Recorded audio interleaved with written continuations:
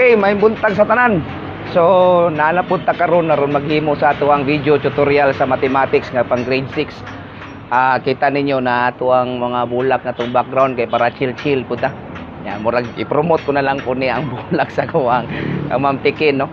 Okay, so ang atong i-focus karong adlaw manggod kay is unsaon nato pag add o pag subtract og mga mixed fraction, especially kung ang mixed fraction nga atong i-solve is dagdaghan, no?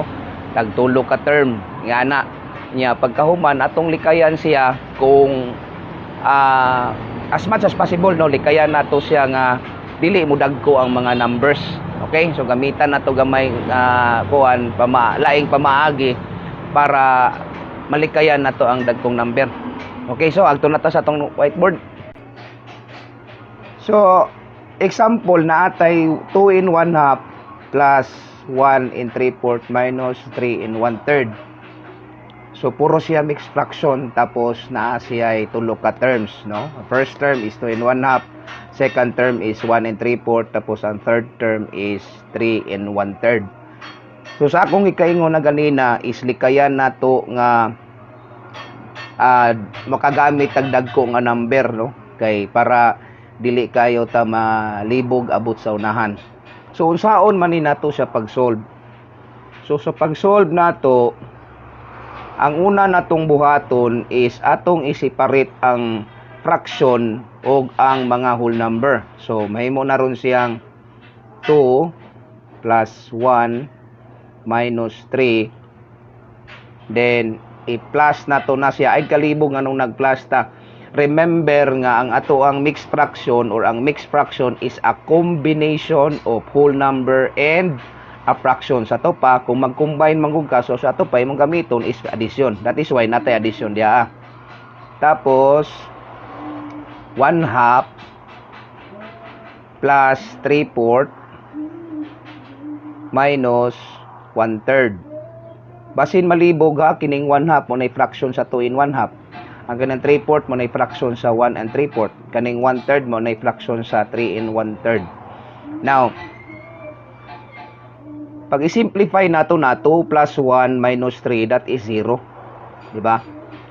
Plus, i-bring down lang sa ito nato, 1/2 plus 3/4 minus 1/3. Okay? Then, i-copy na to ang kwan kay 0 naman na siya. 1/2 plus 3/4, ilagyo lang nato ni gamay, preparing para sa tong next nga steps. 3/4 minus 1/3. Kung makita ninyo ang atong tulo ka fraction, dili sila parehas og denominator. Sa to pa dissimilar fraction siya. So ang atong gamiton ani karon is ang LCM, no? Katong idea sa LCM. Ang LCM or least common multiple sa 3, 4 og 2 is 12. Diba? Mo nang iyahang LCM. Sa to pa ang multiplier niya is 6, no? Kining 6, kining 2 multiply na to sa 6.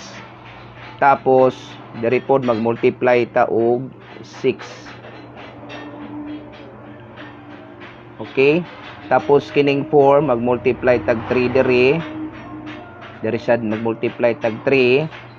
Diri mag-multiply tag 4. Diri sad mag-multiply tag 4. Okay? Na karon 6 times 2 times 6, that is 12.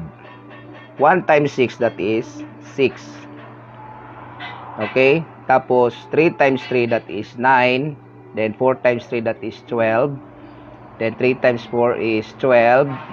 1 times 4 is 4. Kining atong bag-o nga mga denominators, 12 na siya. So makita nato parehas na siya. Sa to pa i-rewrite nato na siya, that is ang kini natong gamito, no, kaning 6, kaning 9, kaning 4 mo na gamito na nato nga 1 ang say tawag ana kanang numerator. So i-add na lang nato na diretso sa to pa 6 plus 9 minus 4. Then ang denominators na to nga 12, copy. Okay, 12 na siya. So equals, i-simplify na to na 6 plus 9, 15 minus 4, that is 11. Then copy ang denominator, 12. Kaning 12 karon, kung makita nato, that is proper fraction. So ang ato ang pag-reduce ana, i-check nato kung naba sila ay common fraction, common factor. Hence, ang 11 ug ang 12 wala sila ay common factor. So therefore, kining 11 over 12 is already in lowest term. Sa to pa mauna ni ang ato ang answer. Okay? So kung nabantayan ninyo, no, di ba? Walay dagko nga number diha.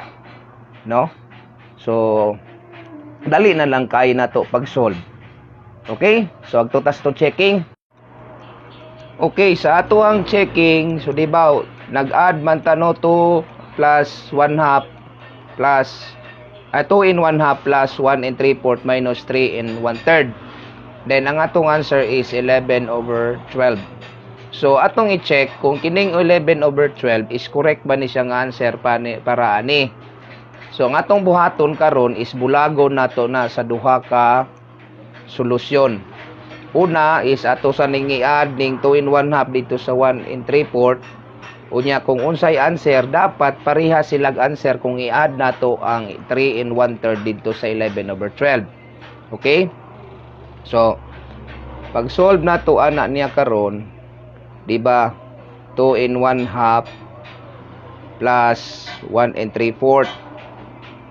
Again, imo na siyang bulagon. 2 plus 1 plus 1 half plus 3/4. Diba? Then 2 plus 1, 3 plus ako na lang ning lagi ondaan 1 half plus 3/4. Okay? Bulagon na to dan. Nakaron kining 1 half ug 3/4 dili sila parehas. Pero makita nato nga ang ilahang LCM is 12. Sa ato pa, ang pinakagamay pagidan niya is 4, no? 4. Gamiton na itong pinakagamay jud. 4 ang iyang LCM. So, ang iyang multiplier aning 2 must be 2. So, that is 2 times 2, 4. Kaning 1, that is 2 gyapon. So, that is 1 times 2, 2. Kini ang 4 times sa tug 1, that is 4. Multipliers man na, di ba? Sa kung magamit kag table ana, mo na ito mga multipliers. So kini pod mag-multiply kag 1, that is 3.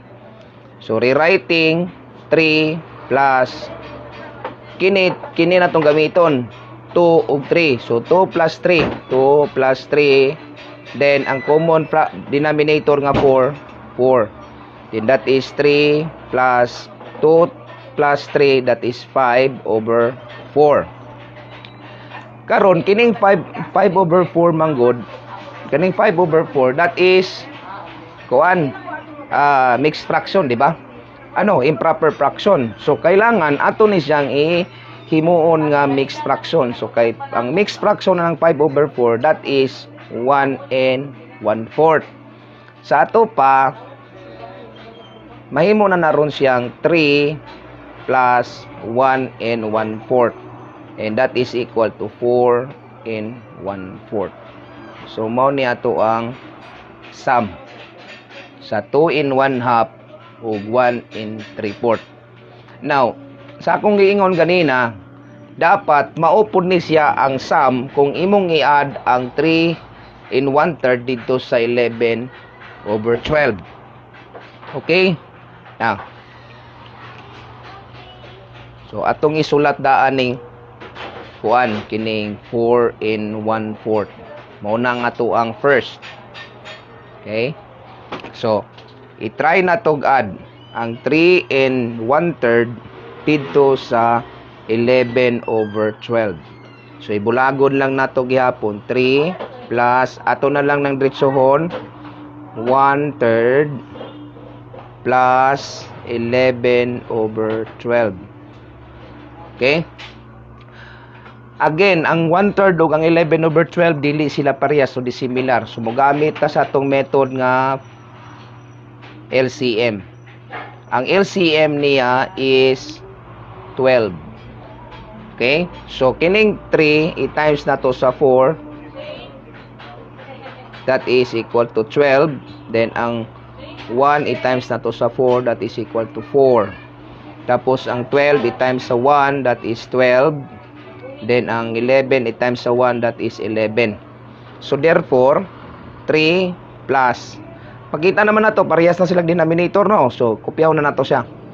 So kini itong gamito na sa nasa babaw. That is what? 4 plus 11. Diba? 4 plus 11. Then, ang denominator niya is 12. Sa to pa, kung i-simplify 3 plus 15 over 12. Oh, 12. So, kining 11/12, kuha na siya kanang improper fraction gyapon siya. So, sa to pa, ato na siyang himuon nga mixed fraction. Ang mixed fraction ani niya is 1 and 3/12. Diba? 1 and 3/12. Karon, kabantayan nga ang 3/12 naa pa siya GCF. Diba? Unsa may GCF sa aton dita malibog 1 and 3/4. Sa to pa, mahimo na ron siyang, diri lang natin i-continue, 3 plus 1 and 3/4. Take note nga ang 1 and, no. Okay. Balik pa na eh. Dili na yun. That is 3/12, di ba? 3/12 man na siya. Kung gamiton na ninyo na siya. Kining 3/12, pwede pa na siya unsa na? Pwede pa na siya ma-factor. So, ato na yung kanon. 3 plus 1. Okay? Plus 3/12. Ang 3/12, ang iyahang GCF manggod ani is 3. Sa to pa, divide mo nag 3. 3 divided by 3, that is 1. Then 12 divided by 3, that is 4. So, mao na ni iyahang simplest form. Sa to pa, 3 plus 1, that is 4. Tapos, idungag na lang nato ng 1/4, that is equal to 4 and 1/4. Okay? So, nahitabo nga, pag-add na to sa 3 and 1/3 dito sa 11/12, ang atong answer is 4 and 1/4. Balance siya dito sa atong first. Kapag add na to sa 2 and 1/2 o 1 and 3/4, pareha sila answer. So, therefore, ang atong solution is correct. Diba? So, ang value nga 11/12 is correct nga solution para sa 2 and 1/2 plus 1 and 3/4 minus 3 and 1/3. Again, akong ipa-emphasize og balik nga kung makita ninyo atong solusyon, nagalikay ta nga magdagko ang atong mga number. So, ginagamit yun na to ang itatag pamaagi nga as much as possible ang atong magamit nga numbers is gagmay lang.